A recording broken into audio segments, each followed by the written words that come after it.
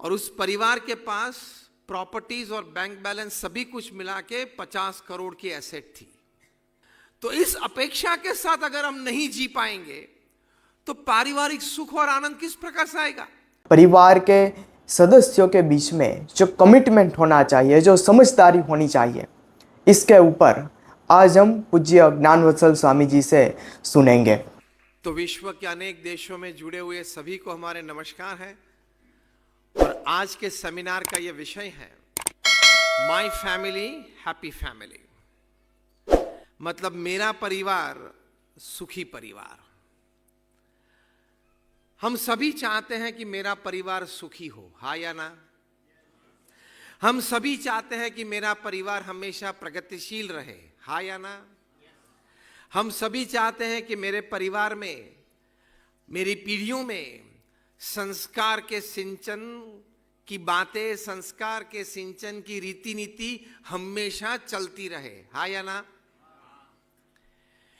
क्योंकि जो परिवार है वो हमारे सभी के लिए परम सुख, परम आनंद और परम शांति का स्थान है।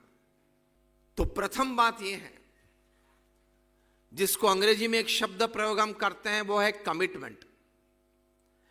एक बार आपने तय किया, उस दिशा में आप चले, पति पत्नी के रूप में साथ में आए, आपका परिवार बढ़ा, एक दो संतान भगवान की कृपा से प्राप्त हुआ और आपके माता पिता आपके साथ रहते हैं, तो प्रथम तो यह बात समझनी है कि मेरा जो परिवार है वो भगवान ने तय किया है,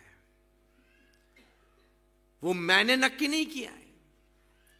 भगवान ने तय किया है कि इस जन्म में ये पति पत्नी रहेंगे, उनके एक या दो या तीन संतान होंगे और इस प्रकार से वे पारिवारिक सुख में, आनंद में साथ चलेंगे। तो रोज उठ के अपने आप को कहना है कि मेरा परिवार भगवान की डिजाइन है। मेरे साथ आप बोले, जो आपको रोज सुबह उठ के भगवान को प्रार्थना करके ये वाक्य बोलना है, मेरा परिवार भगवान की डिजाइन है। फिर से एक बार, मेरा परिवार भगवान की डिजाइन है। तो भगवान की डिजाइन को ठीक तरह से समझना, ठीक तरह से उसका अपने जीवन में, सामाजिक जीवन के लिए भी जतन करना, वो हमारी जिम्मेदारी बनती है, हाँ या ना?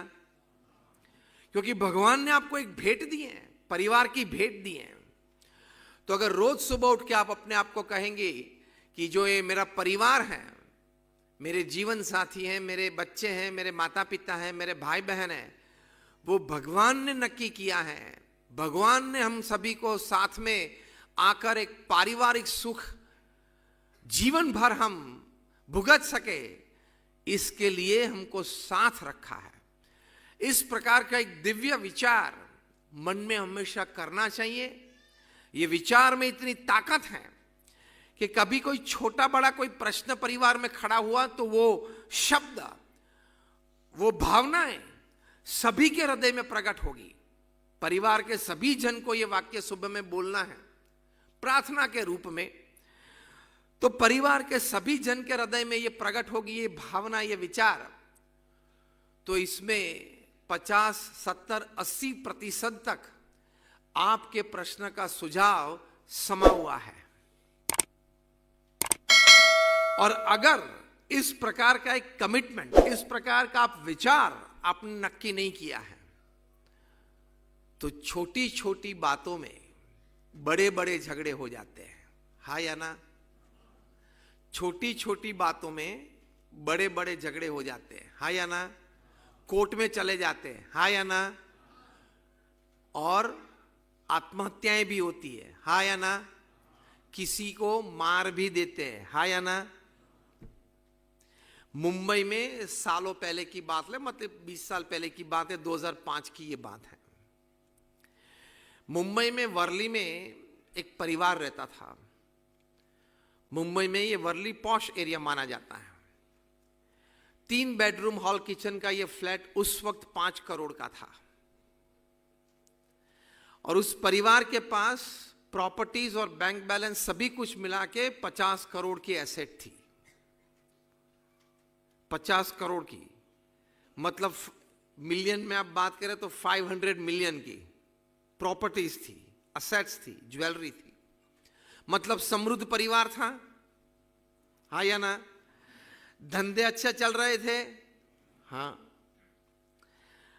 उस परिवार में बालकृष्ण भाई, उनके धर्म पत्नी और उनका एक ही लड़का जो पुख्त वय का था, तीनों ने उस फ्लैट मतलब उस बिल्डिंग में, वो फ्लैट 8वें मंजिले पे था, वहां गैलरी में से कूद के आत्महत्या की। आत्महत्या क्यों की? 2 दिन के बाद कोर्ट में जो एक केस चल रहा था उसका कुछ जजमेंट आने वाला था और वो केस क्या था? 6 महीने पहले उसी फ्लैट की उसी गैलरी में से बालकृष्ण भाई के माता पिता ने भी नीचे कूद के आत्महत्या की थी और माता पिता ने सुसाइड नोट में लिखा था कि हम जो आत्महत्या कर रहे हैं इसके लिए जिम्मेदार मेरा बेटा बालकृष्ण, उनके धर्मपत्नी और उनका लड़का है। उनकी परेशानी की वजह से हम आत्महत्या कर रहे हैं। तो सुसाइड नोट जब मिलती है तब पुलिस केस चलते हैं और कोर्ट केसेस भी चलते हैं। चला और 2 दिन के बाद उसका फैसला आने वाला था। बालकृष्ण भाई को पता था, उनके धर्मपत्नी परिवार सभी को पता था कि जजमेंट हमारे विरुद्ध आने वाला है, हमें जेल हो सकती है। इस डर से उन्होंने भी आत्महत्या कर ली। मतलब एक परिवार में से कितने ने की? 5 जनों ने आत्महत्या की और वो भी 6 महीने के दौरान, और वो भी इतना समृद्ध परिवार। मैंने जैसे कहा 5 करोड़ का फ्लैट और 50 करोड़ की एसेट्स, ये सभी कुछ था, सभी कूद पड़े। वजह क्या थी? ये बात जो हमको प्रमुख स्वामी महाराज और महंत स्वामी जी महाराज ने समझाई है कि परिवार में आप कमिटेड रहना, यूनिटी मतलब संप का भाव रखना। छोटी बड़ी बातें हैं उसको नजरअंदाज करना, वो सीखना। कोई कुछ बोल गया तो इस कान से सुना, उस कान से निकाल दिया। क्यों? आपने क्या तय किया है सुबह में उठ के?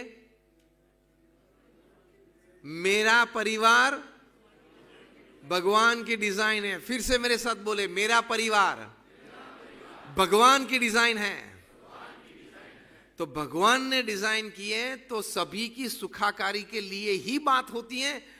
तो मेरे धर्मपत्नी कुछ बोल गए या धर्मपत्नी को यह समझना है कि मेरे धर्मपति कुछ बोल गए, दोनों को यह समझना है कि कोई बार सास ससुर ने कुछ डांटा, या दोनों को यह समझना है कि बच्चे कुछ स्वभाववश कोई ऐसी प्रवृत्ति की, तो संभाल के उस परिस्थिति को बड़ी अच्छी सोच के साथ उस परिस्थिति को ठीक तरह से निपटाना है। इसके लिए एक मैच्योरिटी चाहिए, स्पिरिचुअल मैच्योरिटी भी चाहिए, विजडम फिल मैच्योरिटी भी चाहिए। वो हम सभी के पास से अपेक्षित है, हाँ या ना? Raise your hands if you say yes. आप हाँ कहते हो तो हाथ ऊंचा करें। हमारे सभी के पास से ये आध्यात्मिक पीढ़ता की अपेक्षा है। तो इस अपेक्षा के साथ अगर हम नहीं जी पाएंगे तो पारिवारिक सुख और आनंद किस प्रकार से आएगा? महंत स्वामी जी महाराज, जिनके दर्शन अभी हमने किए, उन्होंने 90 साल की आयु में, मतलब आज से 3-4 साल पहले, सत्संग दीक्षा एक छोटा सा ग्रंथ लिखा है। BAPS के तो सभी अनुयायियों ने ये पढ़ा है और रोज 5 लोग पढ़ते हैं। दुनिया की करीबन 15, 17, 20 भाषाओं में ये भाषांतरित हुआ है। उसमें एक बात महंत स्वामी जी महाराज ने लिखी है पारिवारिक मूल्य के लिए, पारिवारिक सुखाकारी के लिए। महंत स्वामी जी महाराज ने यह लिखा कि सभी घर में सास और ससुर को यह सोचना है कि हमारे घर में जो बहू आई है, जिसको हम डॉटर इन लॉ कहते हैं। हमारे घर में जो शादी करके, मेरे बेटे के साथ शादी करके जो बहू आई हैं, वो मेरी बेटी है। उसको देखना है, उसको स्वीकारना है, उसके साथ जो व्यवहार करना है वो बेटी समझ के करना है। और जो बहू वहां गई हैं, उनको भी ये सोचना है कि मेरे सास और ससुर हैं, वो मेरे माता और मेरे पिता है। ये महंत स्वामी जी महाराज ने लिखा है। ये एक बात ठीक तरह से अगर हम समझ के अपने जीवन में उतारने का प्रयत्न करें, तो लाखों परिवार में इस एक ही बात और एक ही विचार से सुख और शांति आ सकती है। हाँ या ना? तो ये बात, ये चर्चा आज का विषय है, माई फैमिली हैप्पी फैमिली, मेरा परिवार सुखी परिवार। कितना अच्छा मार्गदर्शन दिया है। ये सुदृढ़ हम करें, परिवार में सुख शांति बनती है। तो प्रथम विचार ये करते हैं डिविनिटी का, दिव्यता का, कि मेरा परिवार जो है वो भगवान का निर्माण है, भगवान की डिजाइन है, भगवान ने नक्की किया है, कृपा की है। दूसरी बात प्रैक्टिकल, जो हमने बात बताई, पहली बात ये विचार की बात है, दूसरी बात ये प्रैक्टिकल है कि इस तरह से घर में समझदारी के साथ रहना है, इस प्रकार से घर में स्वीकार की भावना के साथ रहना है। तो ये प्रथम बात है, मेरा परिवार सुखी परिवार बन सकता है। પૂજ્ય જ્ઞાનવત્સલ સ્વામીએ આ પ્રવચનની અંદર આપણને વાત કરી, બે વાત કરી, એક દિવ્યતાના વિચારની વાત કરી અને એક સમજદારીની વાત કરી। દિવ્યતાનો વિચાર, સમજદારીનો વિચાર, કે આપણને જે પરિવાર મળ્યો છે એ પરિવાર ભગવાનની ઈચ્છાથી અને ભગવાનની કૃપાથી આપણને પ્રાપ્ત થયો છે। ઘણી બધી વખત આપણે એવું કહીએ છીએ કે જોડી તો ઉપરવાળો બનાવીને આવે છે। તો જેમની સાથે આપણે લગ્ન કરીએ છીએ, પણ એમની સાથે જે સાસુ સસરા, જે બધા બીજા રિલેટિવ્સ જોડાય છે, એ તો એક પેકેજ ડીલ જેવું છે, એ તો બધા સાથે આવે જ છે। ટૂંકમાં આપણને જે પરિવાર મળ્યો છે, આપણને જે માતા પિતા મળ્યા છે, આપણે કોઈ માતા પિતાને સિલેક્ટ કરવા માટે ગયા નથી। આપણે કોઈ આપણા પરિવારને સિલેક્ટ કરવા માટે ગયા નથી કે મને આ જ પરિવારની અંદર તમે જન્મ આપજો। અને જો એવું હોત તો આપણે બધા બિલ ગેટ્સની ઘરે, મુકેશ અંબાણીની ઘરે જ ના જન્મ લેત, પણ એવું નથી। જે કંઈ પણ આપણને પ્રાપ્ત થયો છે પરિવાર, તે ભગવાનની ઈચ્છાથી પ્રાપ્ત થયો છે। તો એમને પ્રસાદ માની અને જો આપણે આ પરિવારની અંદર રહીએ તો એક દિવ્યતાનું વાતાવરણ ઊભું થાય। એના માટે આપણે છે એ સમજદારીનો વિચાર, કે જે કોઈ આપણને મળ્યા છે એમાં કમિટમેન્ટ, પરિવાર છે, બધા ભેગા રહેતા હોય તો નાના મોટા પ્રશ્નો આવે, પણ એ પ્રશ્નોની વચ્ચે સ્થિરતા રાખવાની, એ પ્રશ્નોમાં સમજણ રાખવાનું, નાની મોટી વાત થાય તો જતું કરવાનું, સહન કરવાનું। ઘણા બધાને એવું લાગે કે હું જ સહન કરું, પણ જેમને સુખી થવું હોય ને તેને સહન કરવું પડે, તેને નાની મોટી વસ્તુ છે, વાત છે, એ જતી કરવી પડે, કારણ કે સુખી થવું છે અને સુખી થવાનો આ જ રસ્તો છે। તો નાની નાની વાતમાં છે આપણે જે અકળાઈ જઈએ છીએ, બહુ જ મોટા પ્રશ્નો આવે છે અને પરિવાર બરબાદ થઈ જાય છે, એવું તો ભાગ્ય બનતું હોય છે। પણ પરિવાર તૂટે છે નાના નાના પ્રશ્નોને લીધે। પણ એ પ્રશ્નોની અંદર પણ જો આપણે સૌડો વિચાર રાખીએ, ભગવાનનો પ્રસાદ માનીને જે પરિવાર મળ્યો છે એમાં મારે જ સેટ થવાનું હોય, એમાં મારે જ સહન કરવાનું હોય, મારે જ અનુકૂળ થવાનું હોય, સમજવાનું હોય, તો ઘણા બધા પ્રશ્નો છે ટળી જતા હોય છે। એવું પણ નથી હોતું કે દર વખતે સામેવાળો સાચો છે એટલે આપણે જ અનુકૂળ થવાનું છે। સામેવાળી વ્યક્તિ ખોટી પણ હોય। એના માટે પ્રમુખ સ્વામી મહારાજ છે આપણને સમજાવે છે, શીખવાડે છે કે આપણને એવું લાગે કે આપણા વડીલો છે, સાસુ સસરા છે, માતા પિતા છે, આપણને કંઈક કહે અને ખોટું હોય, પણ એક વખત એમને કીધું એ શાંતિથી એને સાંભળી લેવાનું અને પછી જ્યારે વાતાવરણ શાંત પડે, ઠંડુ પડે, એક બે દિવસ પછી પ્રેમથી ને વાત કરવાની કે તમે જે દિવસે વાત કરતા હતા એ વાત કંઈક આવી હતી, પણ હકીકતમાં વાત આમ છે। તો એને પણ સમજાય, એને પણ ભાવ થાય અને એક પરિવાર છે એ ટકી જતો હોય છે, નભી જતો હોય છે। અત્યારે તો બધા ન્યુક્લિયર ફેમિલી થઈ ગયા છે, સંયુક્ત પરિવારની ભાવના જ છે હવે જતી રહે છે। વ્યક્તિને કંઈક પ્રશ્ન આવે કંઈક આર્થિક મૂંઝવણ થાય, શારીરિક પ્રશ્નો આવે, માનસિક બધા પ્રશ્નો હોય, તો વ્યક્તિ કોને કહે? એક પરિવાર હોય ને તો એમાં બધા દુઃખ શેર થાય, તો ગમે તેવો દુઃખનો સમય પણ હોય ને એ બહુ જ શાંતિથી ને છે એ પસાર થઈ જતો હોય છે. બીજી વાત જ્ઞાનવત્સલ સ્વામીએ આપણને કરી, મહંત સ્વામી મહારાજે જે સત્સંગ દીક્ષા ગ્રંથની અંદર લખ્યું છે કે કોઈ પણ ઘરની અંદર કેવી રીતના રહેવું જોઈએ, કઈ સમજણ.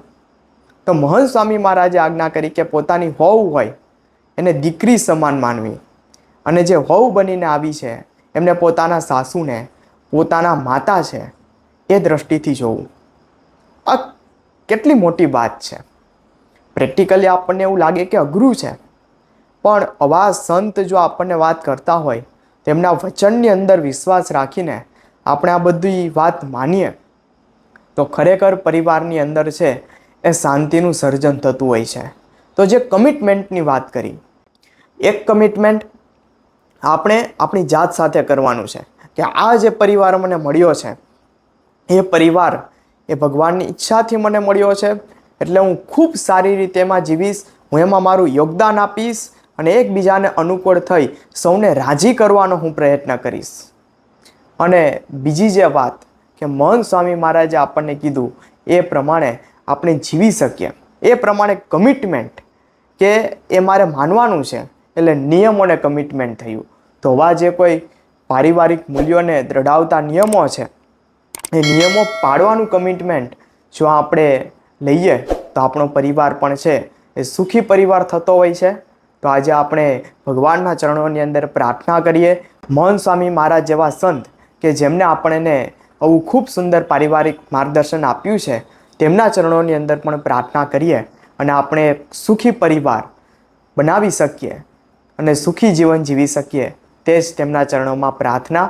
ફરી મળીશું આવા જ કોઈક નવા વિચાર અને વિષય સાથે. ત્યાં સુધી આપ સૌને જય સ્વામિનારાયણ.